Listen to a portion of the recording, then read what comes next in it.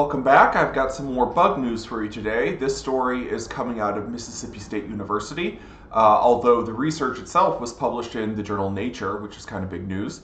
A new species of wasp hidden in plain sight discovered by MSU researchers. And that by itself is not particularly interesting, although the discovery of the wasp took place literally in the researchers' backyard in Mississippi, just through some backyard traps. And that by itself is actually much more common than the public would, normally believe. Generally, the lay people think that all species have generally been discovered, or we've discovered the vast majority of them, things like that. And in reality, we have only discovered maybe 10% of all known species. So it isn't crazy to think that actually in your backyard there's probably a bunch of undiscovered, undescribed species roaming around, even if you don't live in the tropics. And additionally, frequently it's not uncommon for biologists to find new invasive species on their property. In fact, it is pretty common that the first record of invasive species in an area come from biologists that specialize in the field of those particular species, because, who in the public would know if this beetle or that slug or whatever is an invasive? Generally, the general public is completely ignorant of the minutia of being able to identify an invasive species or a new species or anything like that. So of course it's the specialists who are collecting on their own property who discover these things. So there's hope for you yet if you want to discover a new species or something. Just look in your backyard. But what's interesting, how this made it into Nature, is that this particular wasp is a parasitoid wasp of Drosophila fruit flies, which again, that's not particularly interesting. There's lots of parasitoid wasps of flies.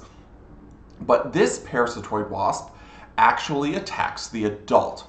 So for those of you who don't know what parasitoids are species, usually insects, usually either flies or wasps, which lay their eggs in or on another species, and those eggs hatch and then feed on the host until they complete their life cycle. And this usually results, or pretty much always results, in the death of the host. This is different from a parasite in that a parasite will complete some or all of its life cycle within a host and then leave the host in order to go to another host. And so like a parasitic worm or something like that, where it moves between hosts in order to complete life cycles, whereas a parasitoid completes its entire life cycle on one host and then at some point generally has a free living stage in which it will find a new host because it killed or because the old host died. So it's kind of a modified parasite. But these are usually either flies or wasps when we're talking about insects. And with the parasitic wasps that attack flies, they historically, through all of the research records, they only attack maggots. So the immature stage of flies. So this is not uncommon for a wasp to sting and inject a maggot with an egg and usually a couple toxins or some symbiotic bacteria, things like that. And then that wasp egg hatches inside the body of the maggot. It feeds on the host organs, pupates, and then emerges from the host. In this case, the wasp attacks the adult Drosophila. This is the first record of this ever occurring within an adult fly. And so, there's been 200 years of work on this, and never have we seen anything like this. This particular species is native and endemic to the United States, it appears, and has just been flying around all this time, and no one actually noticed. So congratulations to this Matthew Ballinger, who was the student who discovered this by just putting up traps in his backyard. A super interesting finding, and definitely adds more information to what we know about the life cycles of parasitic insects. But just really, really cool. So, it's very inspiring to be able to go out and find these things.